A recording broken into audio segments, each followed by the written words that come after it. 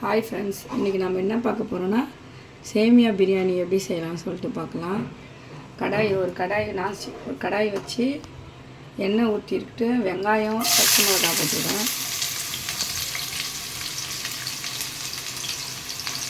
2 கிராம்பு, ஒரு பிரிஞ்சி இலை, ஒரு சோம்பு கொஞ்சம் போட்டுக்கிறேன்.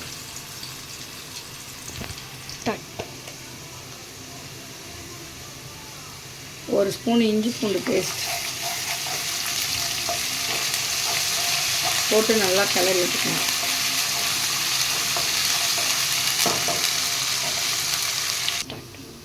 கொஞ்சமாக புதினா தழை, தக்காளி,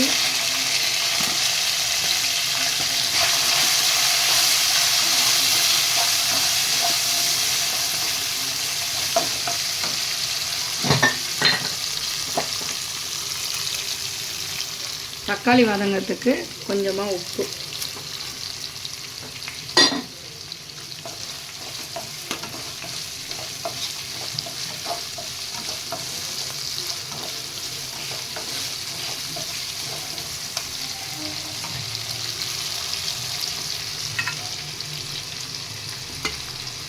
காரத்துக்கு 1/2 ஸ்பூன் மிளகாத்தூள். உங்களுக்கு காரம் எவ்வளோ தேவையோ அந்த அளவுக்கு போட்டுக்கோங்க. நான் 1/2 ஸ்பூன் தான் சேர்த்துருக்கோம், நாங்கள் ரொம்ப காரம் சாப்பிட மாட்டோம்.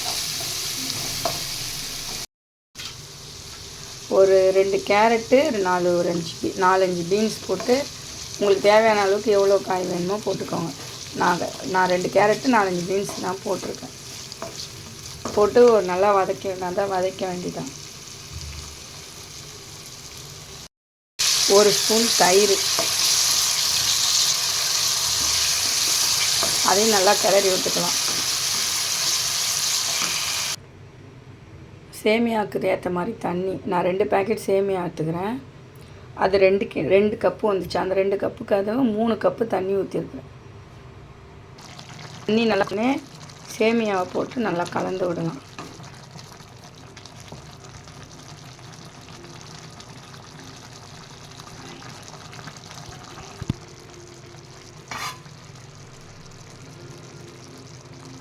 லைட்டாக தண்ணிலாம் நல்லா சுண்டினோடனே மூடி போட்டு அடுப்பை சிம்மில் வச்சுட்டு மூடி போட்டு ஒரு 10 நிமிஷம் அப்படியே தம்மில் வைக்கலாம்.